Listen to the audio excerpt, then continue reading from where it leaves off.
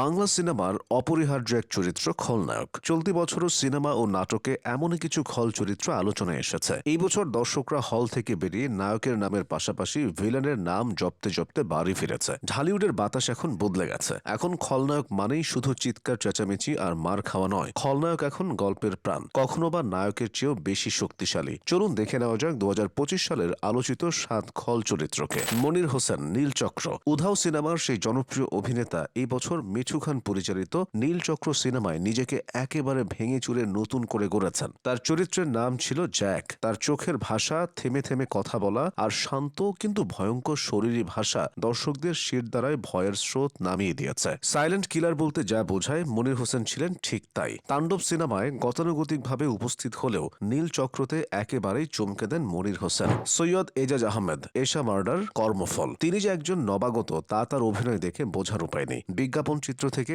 সোজা বড় পর্দায় এসে তিনি এক সিনেমাতেই বাজিমাত করেছেন। এই ছবিতে তিনি অভিনয় করেছেন একজন সাইকো সিরিয়াল কিলারের চরিত্রে। তার হাসি আর তাকানোর ভঙ্গি দর্শকদের মনে রীতিমতো আতঙ্ক তৈরি করেছে। বিশেষ করে ছবির শেষ দৃশ্যে বাঁধনের সাথে তার দৃশ্যটি মনে রাখার মতো। সুমন আনোয়ার, চক্কর 302। তাকে আমরা নির্মাতা হিসেবেই বেশি চিনি, কিন্তু 2025 সালে চক্কর 302 সিনেমায় তিনি যা করলেন তা এক কথায় অবিশ্বাস্য। শরাফ আহমেদ জীবন পরিচালিত এই সিনেমায় তার চরিত্রের নাম ছিল গন্ডার বাবু। এখানে তার সংলাপ বলার ধরন, মুখের অভিব্যক্তি আর বডি ল্যাঙ্গুয়েজ ছিল দেখার মতো। পর্দায় মোশাররফ করিম আর সুমন আনোয়ারের টক্কর ছিল এই বছরের অন্যতম সেরা সিনে মুহূর্ত। রাশেদ মামুন, দাগি। তিনি বর্তমান সময়ের ব্যস্ততম খল অভিনেতা। গত 4 বছরে তিনি নিজেকে খলনায়ক হিসেবে অপ্রতিদ্বন্দ্বী করে তুলেছেন। এবছর তিনি আলোচনায় এসেছেন আফরান নিশোর বিপরীতে দাগি সিনেমা দিয়ে। শিহাব শাহিন পরিচালিত দাগি সিনেমায় তিনি নিশোর মতো পাওয়ারফুল অভিনেতার বিপক্ষে দাঁড়িয়ে সমানে সমান পারফর্ম করেছেন। শুধু তাই নয়, সিয়ামের জঙ্গলি সিনেমাতেও তিনি সাংবাদিক চরিত্রে শুরুটা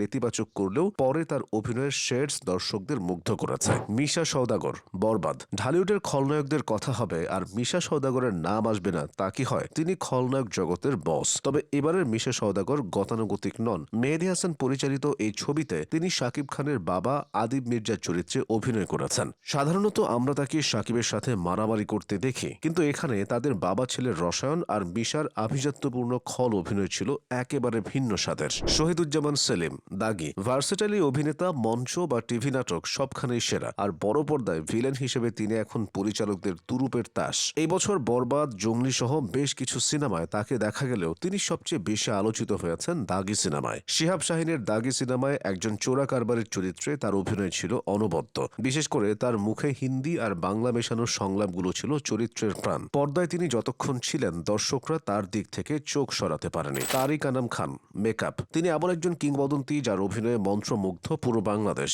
বছরের শুরুতেই অনন্য মামুন পরিচালিত মেকআপ সিনেমায় তিনি যা দেখালেন তা এক কথায় মাস্টার ক্লাস। এই সিনেমায় তিনি অভিনয় করেছেন একজন সুপারস্টার ফিল্ম স্টারের চরিত্রে যার নাম শাহবাজ খান। গ্ল্যামার ওয়ার্ল্ডের চাকচিক্যের আড়ালে একজন মানুষ কতটা নিষ্ঠুর আর ভয়ঙ্কর হতে পারে তারিক আনাম খান তা নিখুঁতভাবে ফুটিয়ে তুলেছেন। তার চরিত্রের মনস্তাত্ত্বিক খেলা আর নিষ্ঠুরতা দর্শককে পর্দার সামনে আটকে রেখেছিল।